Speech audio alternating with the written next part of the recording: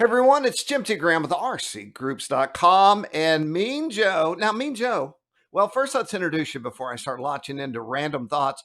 Um, Mean Joe is with Balsa USA. You might see him out on the social media internet somewhere at any point in time during the day.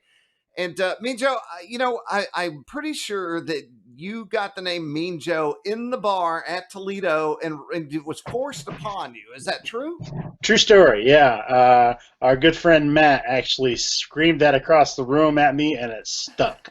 So he's yelling Mean Joe. I'm standing next to him. I start yelling Mean Joe. You're not replying to us in any way. And so I thought, oh, the problem here is volume. So we start shouting. You know, the bar's not that big. It's a little bigger than Right. my office. Mean Joe. And finally, you're like, me? And so then I was like, have we foisted? That's a word I learned on the Larry Sanders Show. Have we foisted the name Mean Joe? I mean, maybe Mean Joe doesn't want to be have mean in front of his name, but evidently on Skype you're Mean Joe, so you're okay with that. Oh yeah, it stuck, and I went with it. So we've been squeezing the technical difficulties out of the system and trying to get everything going. And right now, when and if we become live on the RC Groups channel, we'll jump over there and start taking some live chat and questions. We're And up now. It's working. awesome. Anyone that's on there, we appreciate you working with us today. And that leads me to why we're here today. And that is because, of course, many of us are social distancing. We're doing what we have to do. Some of us are doing what we are requested to do. And I got to tell you, now, Joe, I know you have to go out to work, but I have been working from home for 13 years. And it's I saw a thing. It was like how to not go crazy while working from home, and I'm like, I'm going to read this. Evidently, a lot of the stuff that I do, like my leather craft and my guitar, all that stuff, I thought it was kind of me slacking off. Really, it was a mechanism that I utilized to not lose my mind in 13 years. So who Yeah, knew? you were pre-planning. Right. And so now, and once again, we're going to jump to that live feed. I thought this morning, I want to do a live feed and talk to everyone because I bet you're at home. And if you're not at home, you're probably going to be at home.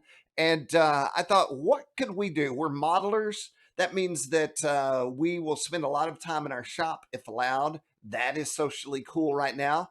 And then I thought, well, what could you build that would really elongate your time in the shop? And that led me straight to kits.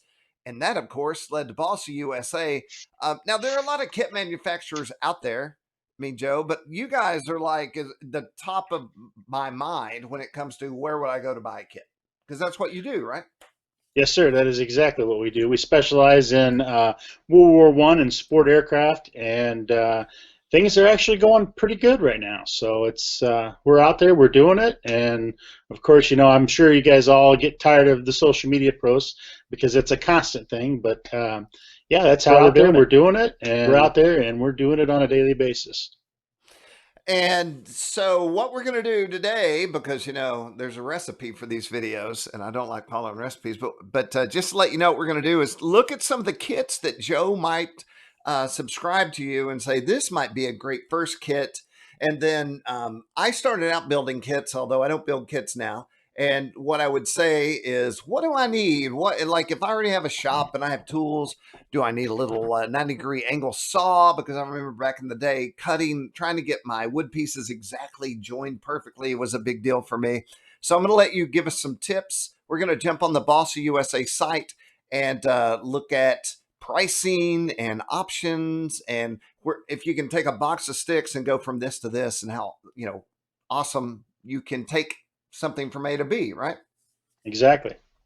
So now I want to jump into our live feed and say hello to Daniel Haynes. Daniel Haynes is always a great follower. Always is, and by that I mean if we post something, he's always there. I always appreciate seeing him there. And we have STU. What does that mean, Joe? SDUT fan? SDUT Ute fan? South Dakota University fan, maybe? I don't know what that maybe. is. And then we have Max Borg. Anyway, thank you guys. The internet I was. see Nikolai on there too. What's up, Nikolai? Oh no, it's that Hornet NZ guy. That's not Nikolai. Yeah. That's another dude. So now what I need to do, well, first I want to make an announcement that I haven't talked about yet. So I'm going to rcgroups.com and you'll see, let me switch over to that. San Diego, Oh, University send of it. Utah. Okay. Okay. Well, good. I would That's never what have that known that. is. I wouldn't have This known that. this little Irish man here for today festivities. This was created by the original coder of the site, and so he made these things, and they automatically generate themselves on proper days, and so they're a surprise to me just as much as to anyone else, and it makes me think of Mike. So wherever you are, Mike, uh, thank you. Awesome. I have some news and I want to talk about it. I talked with me and Joe a little bit before we went live. Well, we do have some Seth news, which is interesting. And I love the picture. I took that a long time ago. So, the online trade show, rcgroups.com. I've been going to Toledo. How long have you been going to Toledo, me and Joe? Oh, geez. Long time. What, 10 years, 11 years, something like that? I've been going at, I guess, 13 and longer, actually, because I started going with Hobby Lobby. So, that would make maybe 15 years I've been going. And every year for the last couple, I've thought, how could I do an online trade show? And so this year, I actually sat down and for 3 days straight, I just typed and whittled and typed and thought of ways that I could do this on RC Groups. But I thought, how do I do this and not step on Toledo's toes? And I'm not kidding. The day I finished it, that night at 9 o'clock, it was announced that Toledo had canceled. And so that's terrible for everyone who goes and loves Toledo. But it allowed me to be like, okay, I'm going to bring this out and not feel guilty because I would have. So the online trade show is going to be a reality. I'll click on this. This briefly goes over what's going to happen at the online trade show. We're going to bring in, my goal as the creator is to create an online event that would be like being at a physical show. So what do you do at a physical show? You see new products, you take advantage of trade show deals that are only available at the trade show. When they're sold out, they're gone situations. And usually if it's hot, it's sold out in a day. um, then you get to talk to people in the booth. And so these are my core concepts. I didn't want to go too far and make it too crazy. So that's exactly what I'm going to try to do here. And we have had some, and I'll show you where this lives so you can check it out yourself. I'm going to the top of the site. So in the very top, RC Group's trade show. And then here in the show booths, we have Gator RC, Extreme Flat RC, High Tech, and soon Balsa USA will be up there in the list. And right now I just have holders in there. But you'll go to Gator RC, and I do know that Gator is going to offer a show coupon. And so for the length of the show, which is I think 7 days, you'll be able to take advantage of this Gator RC show coupon. I also know that companies are releasing new planes that will not have been seen before at the show. So that makes it more of a show thing, don't you think, Joe? Yes, sir. Absolutely. If it holds out, Extreme Flight is going to be at an event about an hour from my house. And so I plan to go there just to shoot their new airplanes that they're debuting to then bring back to the site for the beginning of the show. That actually is the reason the show is kind of starting when it's starting, because I knew that Extreme Flight would have these planes. And if the weather and gatherings of a certain amount of numbers hold out, I'll be able to go down there and do it. If I can't go to the show, I'm pretty certain I can then work with companies and get that information and get it online as well. Yes, sir. And then finally, I'm also really working hard to do some daily. I'm not verbally committing because we have to make it happen with other companies. I can't do this on my own, but I want to be able to interview companies each day during the trade show online, so that just like me and Joe right now, you could ask questions and find out about the new airplanes and things like that. So these are my concepts for the new trade show. I'll talk more about it because I'm sure I'm going to be online a lot more with everyone sitting around at the house and wanting to have some content. So that brings us to, well, you know what? Let's talk about Seth. I think that's important. So there was an email this morning from Seth. I was afraid to read it. And it says, at the present time, we're moving forward with Seth 2020 as scheduled. We have plenty of time to adjust. Mac and I will speak later next week and see how things are progressing. So, and it says that Horizon is not going, but they're sending raffle planes, and Flex Innovation, the main show sponsor, is going at this time. So it's still on. So that's awesome. And information for you to know. I'm going to jump out here, and then we're going to go to Balsa USA. Let me grab your links because this is my third try. I did a hard restart for everyone out there, which seemed to fix everything. Yeah, we got through our technical difficulties, so all good. So what we're going to do now is I asked Joe to put a list of some planes together that he would suggest, and we're going to look at it. Joe, are you looking at the live chat? Is anyone sending I any? am. Yeah, I'm seeing hellos from Jackson RC Aviation. We got Max Borg in there. We got Hornet NZ. We got STUT fan, Brian Chambers. So, yeah, we're rolling. Okay, so here's what we're going to do. I'm going to just start at the home page. So this is balsausa.com. Where are you based out of, Joe? We are out of Menominee, Michigan. It's Menominee. right on the border of Michigan and Wisconsin in the Upper Peninsula of Michigan. Is Menominee an Indian name? Is that why it's Yes, I believe it is. unique? And so basically we have airplane kits, videos, accessories, apparel, balsa, which can be hard to get a hold of. Now, is it true that they use balsa wood in like aircraft carriers? And that's where a lot of They it actually goes? used balsa wood in a lot of different applications, and one of the things that's kind of curbing our supply from where we sit is the wind turbine production. Ah, okay. I will say that it looks like they are heading away from the use of balsa and turning to carbon fiber. So Oh, that's bad too, I guess. yeah, well, that actually because they'll produce their own at that point. It's Ah, no longer a commodity at that point, and the right. balsa supply should be able to recover in the next year or so, so that Yeah, it kind of returns back to normal is our hope. because you don't have to grow carbon fiber.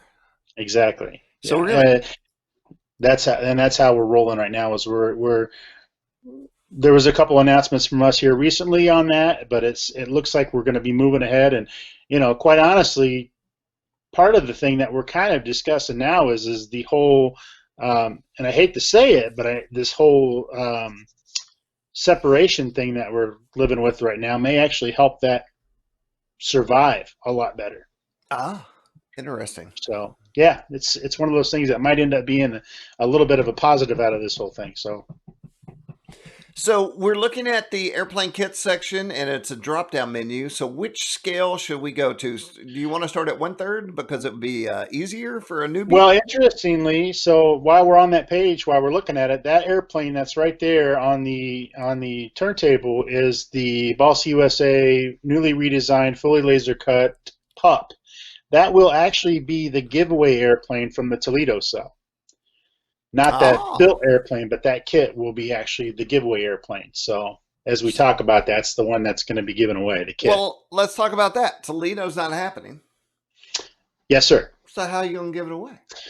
So what we're doing at Balsa USA is we're going to offer for the April 3rd through the 5th time frame from 8 a.m. We're going to go actual show hours, which would be 8 a.m. on Friday the 3rd of April till 5 p.m. on Sunday the 5th.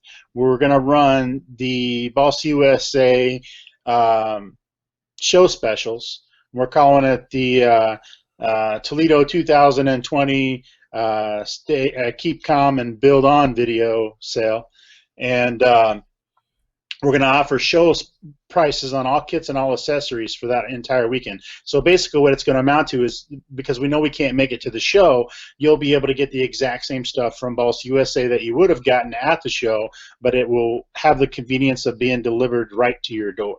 Right, which plays right into this being at home and it's being delivered so you don't have to go anywhere. And then this would also be in the Balsa USA section on the RCGroups online trade show. So they can also find information on that there. Yep, and what we're doing is anybody that uses the coupon code, if you have a chance and swing over to either the YouTube, the Twitter, the Instagram, the coupon code is going to be Toledo 2020, and anybody who uses that coupon code for that sale over the weekend will actually be entered in to win that 1/3 scale pup kit. Okay. So that is awesome and something we should discuss. And there you go. So that's news right there for everyone. I'm sure you've already stated that somewhere on social media, right? Oh yeah, about a billion times. Right.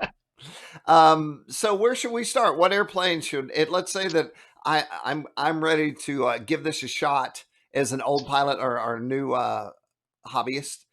Okay, Which one so would you start with? if you're looking to get into building, we've got a couple of very good options. If you go to let's see, scroll down just a little bit, go to um, Oh, gosh, what do I have it listed under on there? It's going to be go under all kits. what if we did a search? Yeah, you could do actually, you know what? If you did sport planes, Sprott. you just passed it. Oh, it's down here. You could okay, Yeah, yeah, yeah. so I if you see it. want I to do see it, it. I see it. Okay. yeah, you could do if you're going to do a search, you could always do there it is. What are we looking Okay, for? so right there we have a couple options. We have our student trainer. We've got Oh, two on that page. We've got the Stick 40 Plus at the yeah, top, yeah. and then we also have the student trainer. These planes are both designed for the first-time builder. The student trainer actually comes with a 4-volume manual that has everything you basically need to know to get started building a kit. I just recently finished the YouTube series on the Stick 40. Stick 40 is going to be a little bit easier of a build. These are going to be both trainer airplanes. The uh, the Stick 40, basically, it's a box with a wing. So it's a good start out airplane. And we also on the YouTube channel have a beginner build series that we build that entire airframe online so people can follow along. And I go through setup and tools and how to do this and do that. And it has tips all along the way on what to do. So either one of those two would be great options for first balsa built airplanes. Is the video on this page somewhere? It's on YouTube, actually. It's on the Balsa USA YouTube channel. Okay, we'll go take a look at that. So I have a question. I always built profile plans, which Yes, sir. involved number one ingredient was a really flat, perfect building board. Yep. And I built a lot of them, and I would watch TV. I had an old wooden desk like you would have at school, and I would sit in this desk and work on airplanes while I watched TV. And my kids were little, and so one day I went to work at Hobby Lobby, and Mike Hines said, "Well, since you're a stick builder, I'm going to give you an airplane like this to build." And I built the fuselage, and it looked like that house at Six Flags Over Texas where you walk up the hill but you're going down and the balls curved to the left. That's the I built that only in an RC airplane format. So what's the secret to keeping everything square? Well, it takes a little bit of practice. You know, I always, like you said already, one of the biggest keys to it is a flat building surface. It can literally set at any angle you want it to, but the surface itself needs to be perfectly flat and level. And speaking of that, Um, do you sell building boards? no, no, we do not. Oh, Basically, what I build on is I build on a hollow core door yeah. that I've reinforced with 1x2s across the bottom so it won't warp sitting on the bench. And then I've taken a piece of drywall and put a piece of drywall on top of that and leveled it from there, and I build right on the drywall. There's lots of options. Some of the guys like Homoso drywall, some guys like ceiling tiles. It's really just a matter of preference. I went to the drywall because I feel personally like the pins stick a little bit more solid in the drywall, Right. and you don't have to worry about anything moving around as you build. And the So other great part is it's a big piece that, so what's a door cost at Lowe's? Like from $14 to yeah, you get 60. and the trick is, and I run over that in the YouTube beginner series on how to pick a door. You do have to pay attention because some of the doors in your big box stores can be warped. So you want to take the time at the store to make sure you get one that's as flat and as level as you get it. And then what you do is, like on both of my boards that I have, well, all four of them actually, I use like magazines, old magazines and newspapers to put underneath the piece of drywall so that I can make sure that it's complete level. They use it as shims to shim the board up. So if it has a low spot in it, I can shim it up until I get it perfectly level. And then I So just use a long metal straight edge to check it to make sure it's level. That's all I do. that was my next question. So you like one of the stainless steel 90-degree straight edges you can buy anywhere. Yep, like I a have, contractor's ruler, like a big yeah. contractor's ruler. I think mine's 6 foot. And again, you can get those from the big box stores, and they work perfect for a great straight edge. And you just lay it down there and eyeball it and get it as level as you can get it. You'd be surprised how level you can get it with a couple of pieces of newspaper or magazines underneath of it. Okay, so let's visually go through this. I bought a door, and I'm finding the flattest door I can. The same method. I'm going to go over and grab one of those out of the aisle where you can get one. Go over to the doors, find the best squared up door I can buy. Then I'm going to Hmm. get my drywall, and now the drywall is at home on your table and are on top of your door.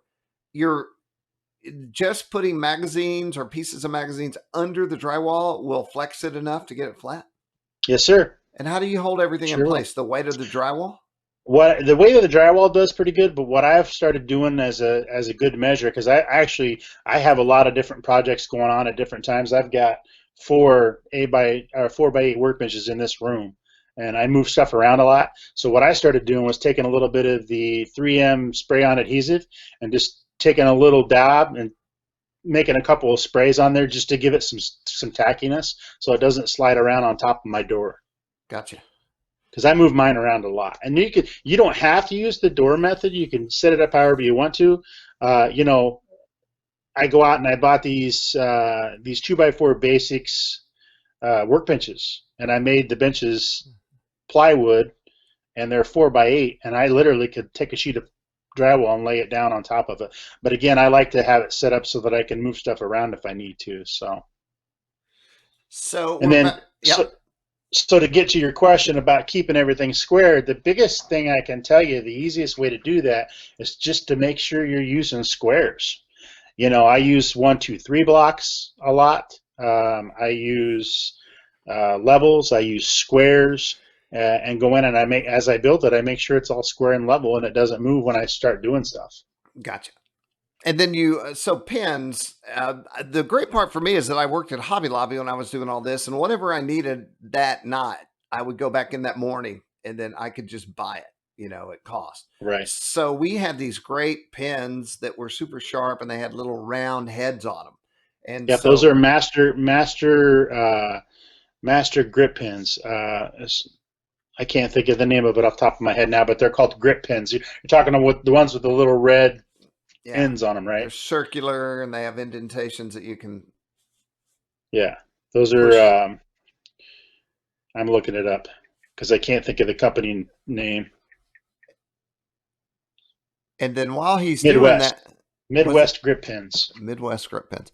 So we have these how-to aileron hinging, brass axle installation, cap strips.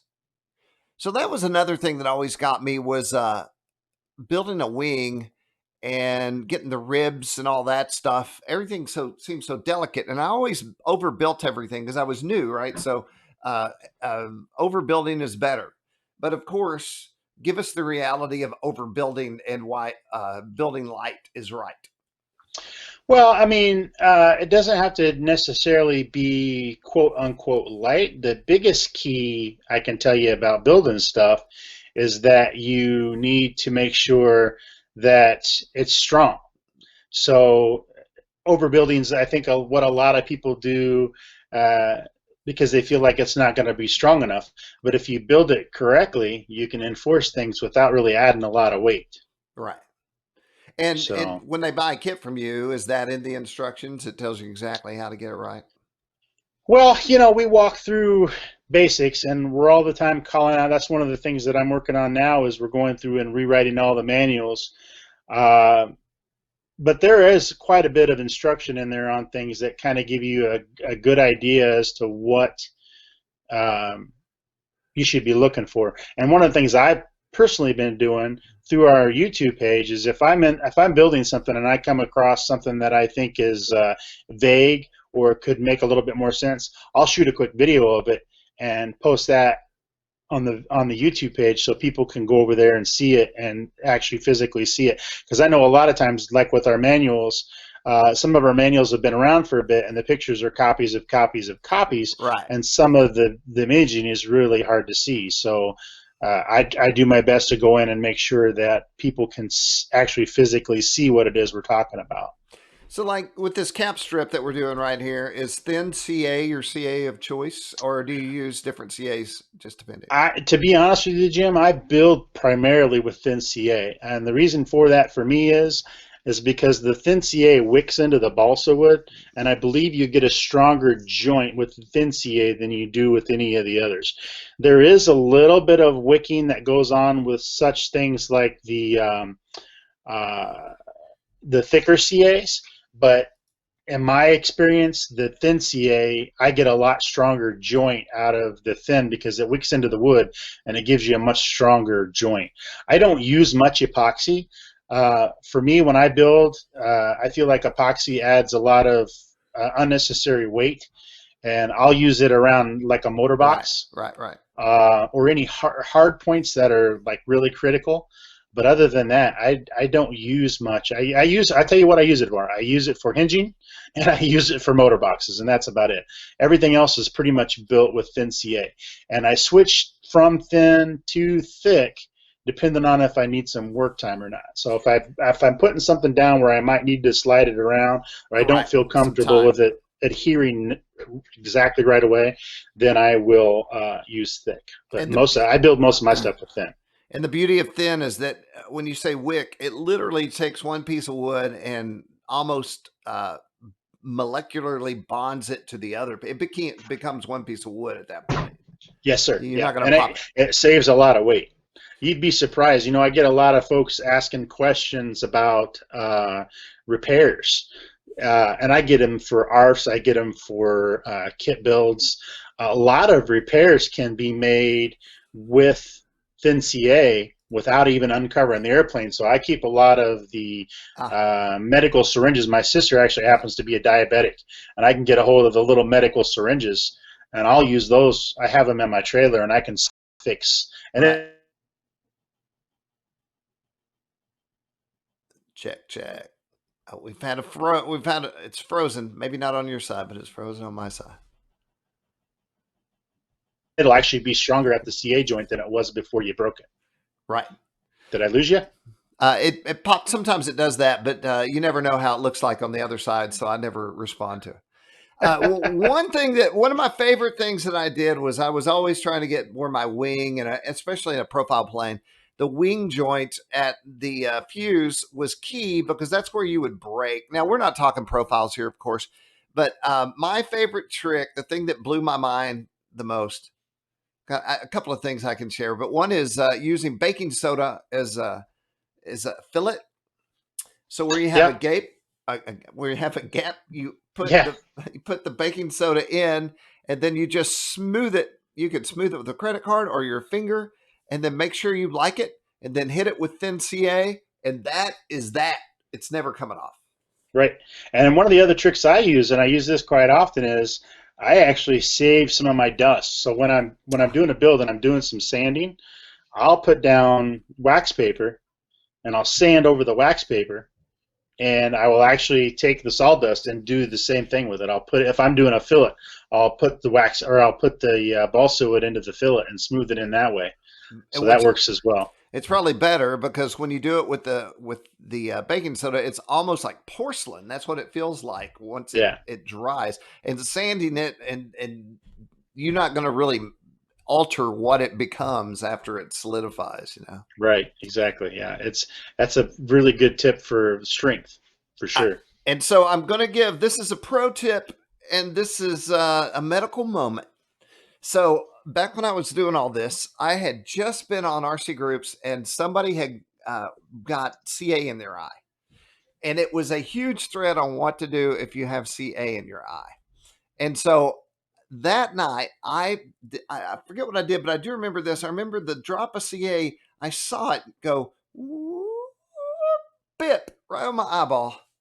And so I'm here to tell all of you, because if you're playing with this stuff and you don't wear safety glasses, which you should, The Joe, what's your recommendation for CA in the eye? Don't get it in your eye. The solution is to do nothing at all. The salinity of your teardrops will wear the CA away. Any other thing you do personally is going to harm your eye. And so the only solution is just to let it wear away. Now you could go to your eye doctor. I might do that as well. But I can tell you by the next morning I was normal again. Right? I've hadn't to the, I'm going to knock on my desk here because it's wood. I've not to this point I've gotten carbon fiber, I've gotten balsa, I've gotten other things in my eyes, but I haven't gotten CA in there yet. Let me We're ask going to you try that. to avoid that. I got pretty good at the end of being able to use CA and not get it all over my fingers and then spend the next 12 hours getting, just doing this for 12 hours. Do you Right. have a technique? No, my fingers have got glue on them all the time. Right. I've It does started. actually, CA actually comes off fairly quickly. Yeah. It kind of flakes off after a couple hours. Yeah. But I see it all the time. Like when I'll shoot a video and I'll be zoomed in on my hands, you could just see the glue. I got glue all over everything. And then your pants and then all the Yeah, other stuff. right. I have, this is leather stuff, but when I work with leather, I have a box of latex gloves that just sit right there on the tabletop. And occasionally I'll be like, I don't need those. And then of course I've stained my hand black for the rest of the day. But I would think latex would probably save you quite a bit. Yeah, Really, yeah, what it would do is glue the latex to the plane. So that's probably a terrible idea. Then have little right. blue parts of the plane. So we've looked at an intro plane, which was the ST40, if my memory serves. Yep, stick 40. Yep. So let's look at a medium plane that would be an awesome build that you can be really proud of. So if you go into the sport airplanes, we actually have a lot of the old school type airplanes in there. Let's see. I'm fuzzy on my end, so it's hard to see.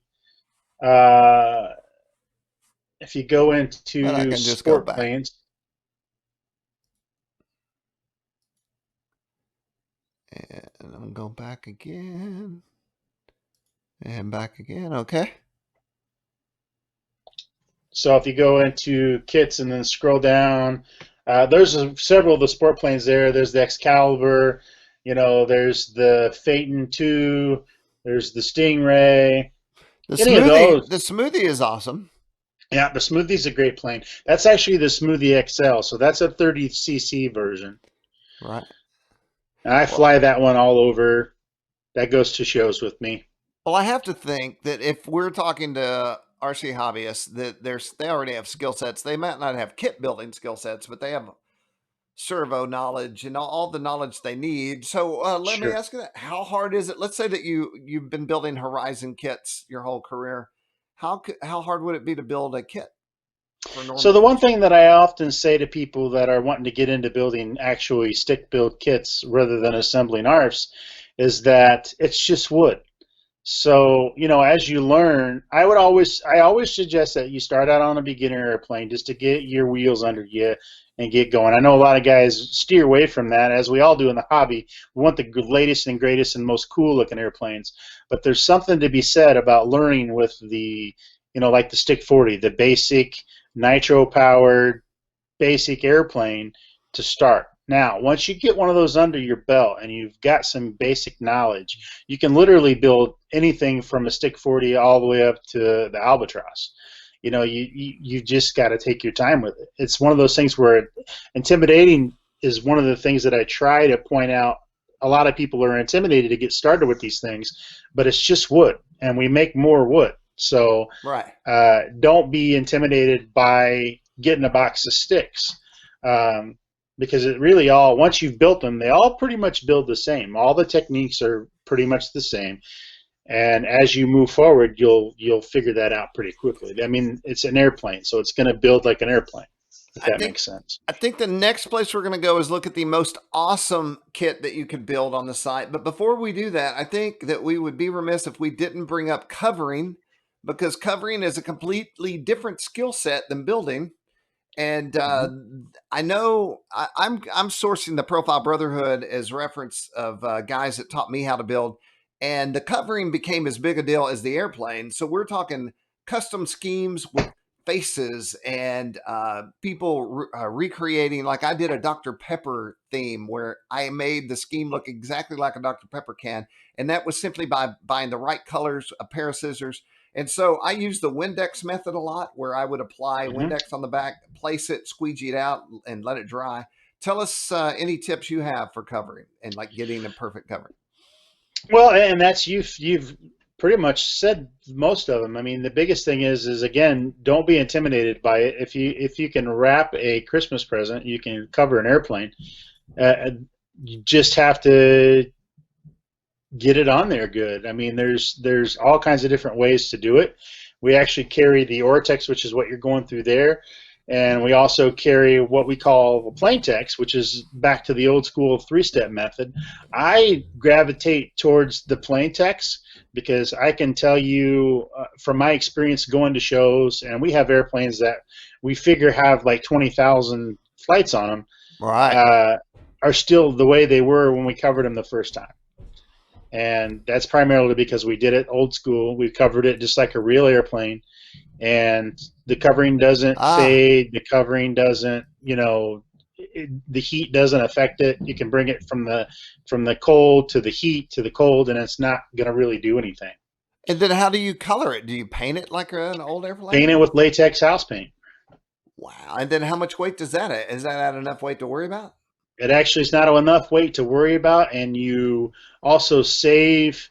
We figure about 14% on the covering by using the three-step method because you only have glue on the wood. The back of the covering doesn't have glue Hear all you. over it, so you only have glue where you need it. And you're So telling it's me, it's close to I'm a sorry. wash. And plain text is kind of the same as what would be on like a World War I aircraft. Is it like Yes, cloth? That's yes, it crazy. is cloth. It is cloth, and the Holy. Ortex is cloth as well. Ortex is an iron-on cloth.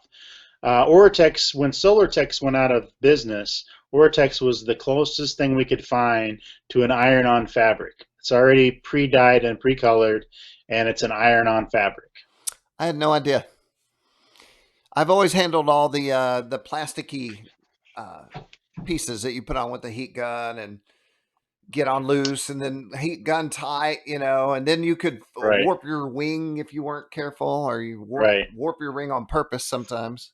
Well, I can tell you from personal experience, as you know, I was with SIG before I was with Balsa USA, and it was primarily or a cover or a monocoat or those kind of things. I can tell you from my experience, the cloth covering will change how you do things I bet. because it is so much better than any of the. I've not found any of the plasticky, like you're talking the monocoats and those kind of things that actually hold up in the different Uh, climates and the sun and the they get heat and the brittle, cold. right? Yeah, they Yeah. get brittle and they get loose, and then you got to tighten them back up with an iron. I don't touch my airplanes. I mean, once I get them done, I rarely do anything with the covering. And what about, so like if I did a Aura cover and then I'm running a Slimer back in the day, a two-stroke, an Irvine 50 or something, and then I start peeling around all my edges, and then there's real no way to get the oil out of the wood. Does that not occur with this stuff? Not as readily because a lot of what happens is a lot of these fabrics are designed for uh, I should say not for but designed very similar to the full scale stuff, so they are relatively fuel proof. Right. And on top of that, when you seal it yourself, you know you're going to get a good seal. And once you paint it with latex house paint, some of the guys will put a clear on it so that that kind of protects it. Um, it's really how you want to do it. Like that smoothie that you showed earlier, that smoothie XL, that's got an automotive paint job on it. And if you've never seen that airplane, it is absolutely beautiful.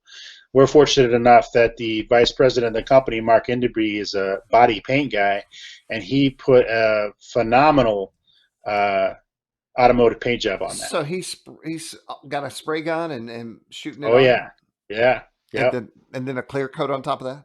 yep. That's crazy. And then what about this guy? Is that hand painted? Or is that? That's painted with a rattle can. Yep. I painted a That's whole trailer, a 1961 horse trailer with rattle can. It looked pretty good. Yeah, I mean So that's the beauty of the covering that we use is it's paintable and you can literally use any latex paint that you can get your hands on. You can paint it with a brush. A lot of the guys paint their World War One stuff with a brush so it looks authentic. Right. A And lot of then, guys use rattle cans. I mean, it's what your preference is. so let's say that I just shot this whole thing with the rattle can. Now, how do I age it back down? Am I aging it with the rubbing alcohol, or am I sanding it a little bit? Or You can use all the same weathering techniques that you would use on any other covering. It works exactly the same. gotcha. You can use denatured alcohol. You can paint it with brushstrokes going into it, and then use a little bit of denatured alcohol to dumb it down a little bit if you want. It's all up to you. So let's end the show with the most awesome kit that a man could buy on Balsa USA. We might be looking at it, but I would have to say that my favorite, and actually a good friend of mine, Gregory Hahn, right now is building I know Greg my Hahn. competition plane for the 2020 season, and that would be the Albatross, the 1/3 scale Albatross. 1/3 scale Albatross. I even spelled it That right. is a beautiful airplane. That one in the picture there was actually built by Billy Malloy, and it's a fantastic airplane. It's a Okay, lot but of fun. let's go here. First, let's look at the price. $1,996. And Now, then, I yep. that I want to preface that people a lot of times about swallow their tongue when you give them that price point. Right. What that comes with is that comes with the spinner. That comes with there's a lot of extras in that kit that you wouldn't normally get. And one of the things that we're going to be looking at in the future is being able to get that price down a little bit and make it more of a packagey type deal.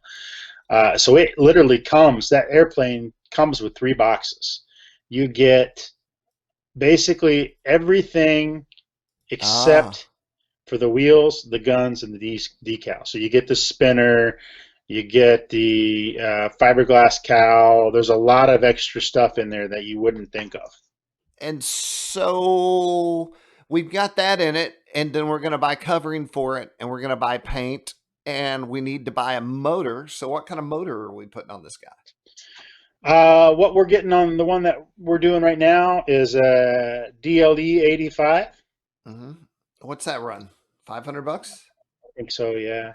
Yeah, And th- all in on that kit, you're probably looking, gosh, I'd say all in with everything, servos, receivers, switches, all that stuff. You're probably getting around 5 grand for that one. 5 grand. And then you have a real deal Joe Nall, be proud of it on the grass airplane. Oh, that is a beautiful airplane. If anybody's never seen one of those, watch for me out this summer because I will have that airplane flying it, and it's just gorgeous. And how long do you think it would take a guy like you to build this airplane? Oof.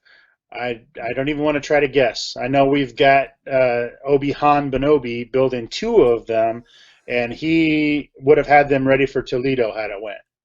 Okay. So, and he's been building like 3 months, 4 months, but he's like a superhuman freak builder. So, If I this would is say an average guy, somebody that's got some kits underneath their belt. It really just comes down to what kind of time you've got to spend on it. I mean, if you've got time every day to sit down and build it, you could probably build that kit in 6 months. right, wow. So this is a real man's game right here. 6 months Oh, yes, sir. invested. How's it fly?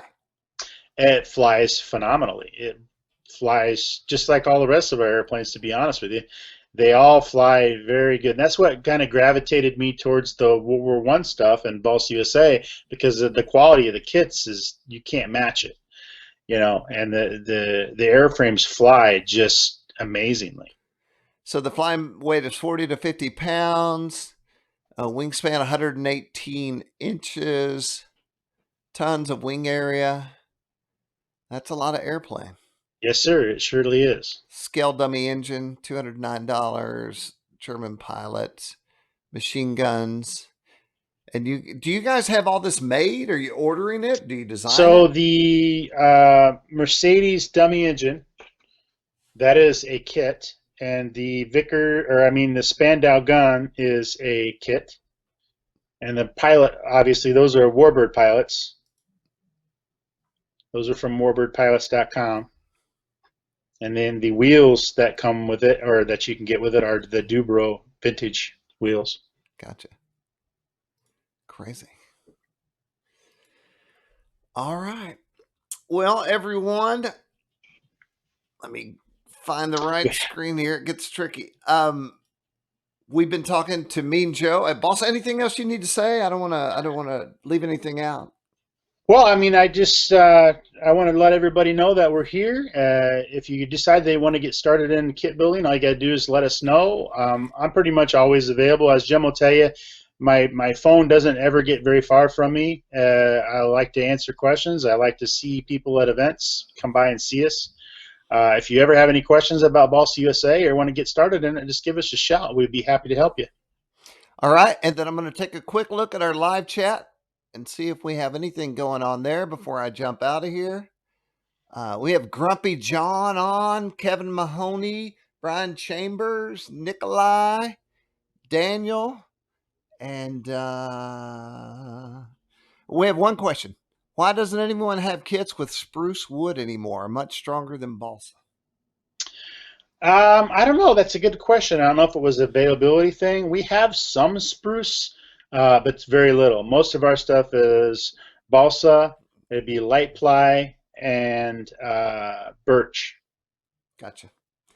Well, So I I'm not want to 100% sure about the spruce thing. I want to thank everybody for taking time and joining the chat, and hopefully I can do more of these things. Mean Joe, I thank you for working with me and getting this thing out today.